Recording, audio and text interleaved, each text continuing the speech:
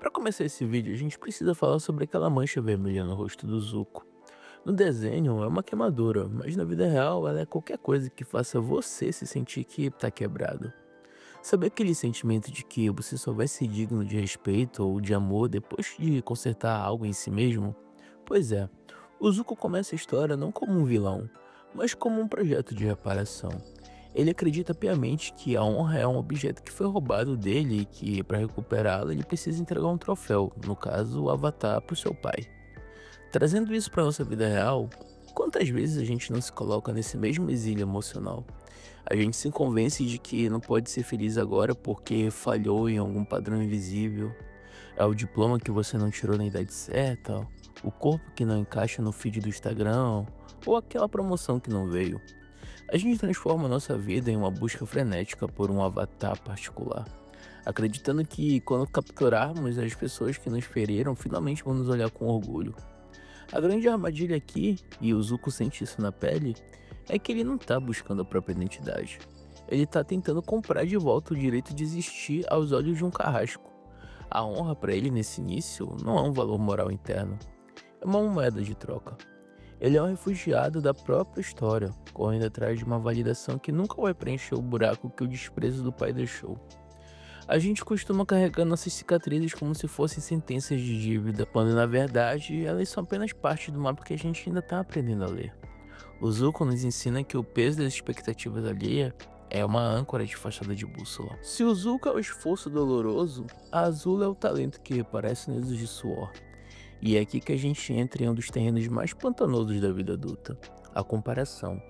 No desenho, a Azula é descrita como um prodígio, alguém que nasceu com um fogo azul mais quente e mais puro. E pro Zuko, ela não é apenas uma irmã, ela é o lembrete constante de que ele é insuficiente. E a gente faz exatamente o mesmo o tempo todo.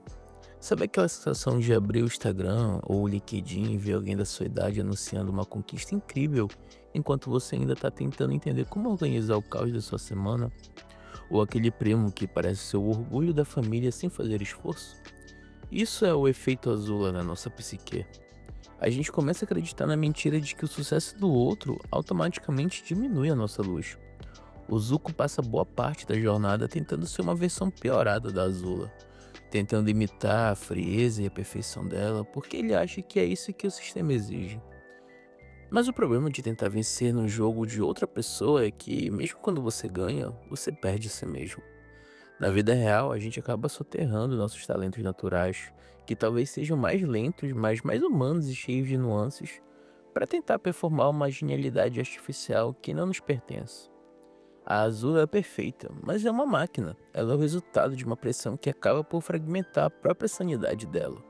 O Zuko, com todos os seus tropeços, tem algo que ela nunca vai ter: a capacidade de ser moldada pela experiência. A gente precisa aprender a olhar para os prodígios ao nosso redor e entender que a régua deles não serve para medir a nossa profundidade.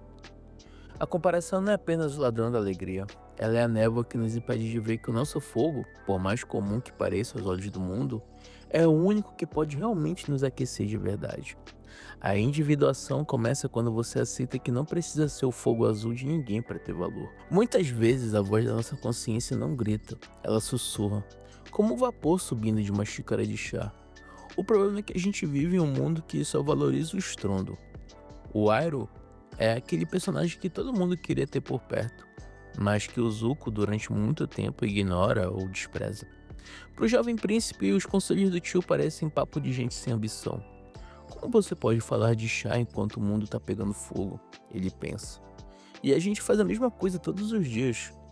Quando alguém nos sugere uma pausa, uma meditação ou simplesmente o final de semana sem olhar o celular, a nossa primeira reação é de impaciência. A gente sente que, se parar um segundo que seja, o mundo vai passar por cima da gente. O ruído do mundo é essa pressão invisível que nos diz que descansar é pecado e que a única forma de ser alguém é estar constantemente em guerra, seja contra o mercado de trabalho ou contra as nossas próprias inseguranças. Iroh não está apenas oferecendo chá, ele está oferecendo uma âncora. Ele entende que a verdadeira força não vem da agressividade desmedida, mas da clareza de quem você é no silêncio. Na nossa rotina, o chá de Iroh é aquele momento raro onde a gente finalmente desliga as notificações E se pergunta: eu tô correndo atrás disso porque eu realmente quero ou porque me convenceram de que eu deveria querer? É muito difícil ouvir essa resposta quando o algoritmo está gritando o que você deve consumir e quando o medo de não ser ninguém consome seus pensamentos.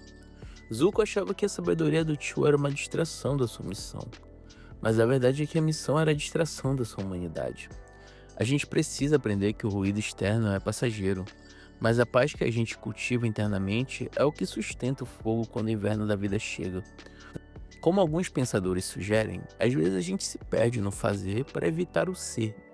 A maior revolução que você pode fazer contra um sistema que quer te esgotar é sentar e saborear a simplicidade de um momento que não serve para gerar lucro nenhum, apenas para te devolver a si mesmo. Chegar ao topo e perceber que a escada estava encostada na parede errada.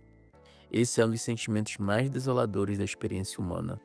E é exatamente onde Zuko se encontra depois de trair o Iroh. No papel, ele venceu. Ele recuperou o título de príncipe. Tem o luxo de volta, as roupas finas e o mais importante de tudo, o olhar de aprovação do Ozai.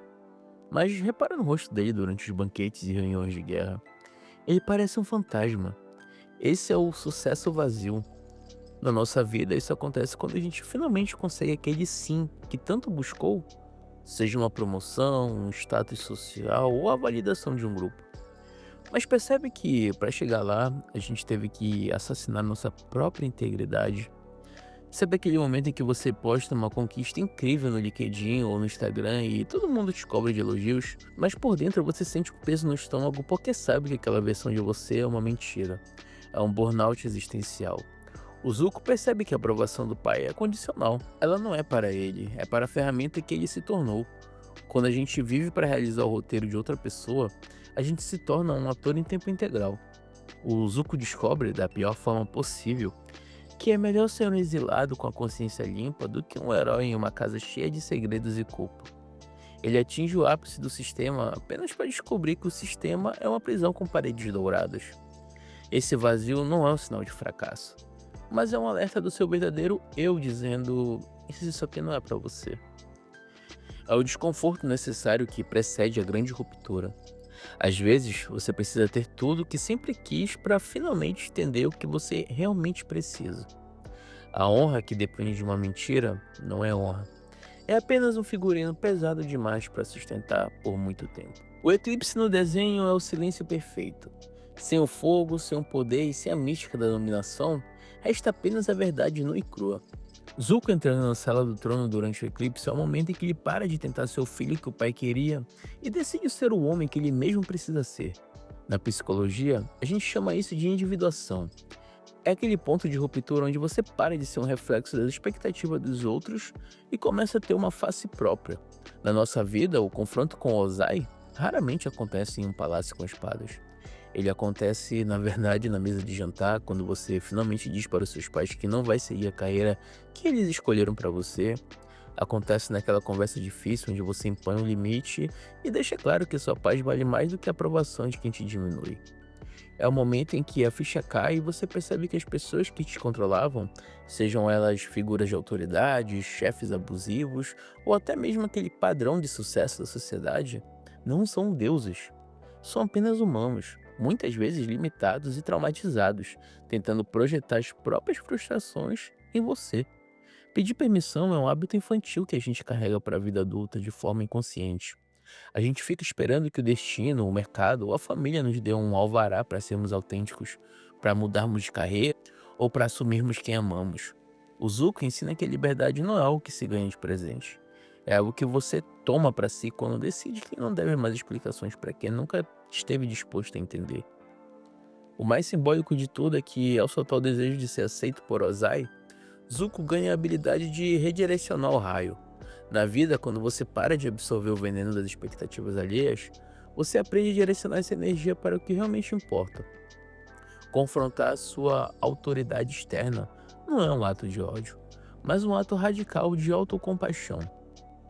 É entender que você não é responsável por consertar as decepções de ninguém e que a sua vida só começa de verdade no dia em que você parar de pedir licença para existir. Para fechar esse ciclo, a gente precisa falar sobre o que acontece quando o combustível da sua vida acaba.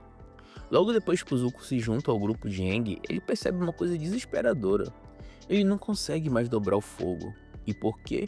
Porque a fonte do poder dele era a raiva, o ódio e a necessidade de provar algo para o mundo. Quando ele finalmente encontra paz e se aceita, aquela pilha de rancor descarrega e ele fica no vazio. Isso é o que muita gente sente quando finalmente sai de um trabalho tóxico ou de uma relação abusiva. Você passou tanto tempo sendo movido pelo ódio de quem te feriu ou pela vontade de calar a boca de quem duvidou, que quando o conflito acaba, você se sente sem motor.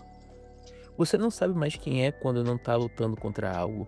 E é aqui que entram os mestres dragões. Zuko aprende que o fogo não é apenas destruição. O fogo é vida, é energia, é o calor do sol. Na nossa realidade, essa é a transição mais difícil de todas. A de parar de viver por pressão e começar a viver por propósito. É o momento em que você descobre que pode fazer o seu trabalho, cuidar da sua arte ou construir a sua família. E não porque você tem que ser o melhor para não ser humilhado, mas porque aquilo te faz se sentir vivo. É a descoberta de uma fonte de energia inesgotável que vem de dentro, e não do olhar de terceiros. A honra do Zuko no final da série não é uma medalha que o Ozai devolveu para ele. É a integridade de saber que suas mãos estão alinhadas com o seu coração. Ele termina a história com a mesma cicatriz no rosto, mas a diferença é que ela não dói mais como antes. Ela virou apenas uma parte da história dele, e não o roteiro da vida dele. A grande lição aqui é que redescobrir quem você é realmente não significa apagar o seu passado ou as suas dores, mas sim aprender a usar o calor dessas experiências para iluminar o caminho de quem vem depois. No fim das contas, a honra nunca foi sobre ser perfeito aos olhos do mundo. Foi sempre sobre ter a coragem de ser real em um mundo de aparências, saca? O Zuko não recuperou a honra, ele construiu uma nova e essa ninguém pode tirar dele. Se você gostou desse vídeo, deixa o seu like, se inscreve aqui no canal e comenta aqui o que você acha do personagem Zuko, se você analisa ele de uma outra forma que eu não comentei aqui. Eu vou ficando por aqui, vejo vocês no próximo vídeo e falou!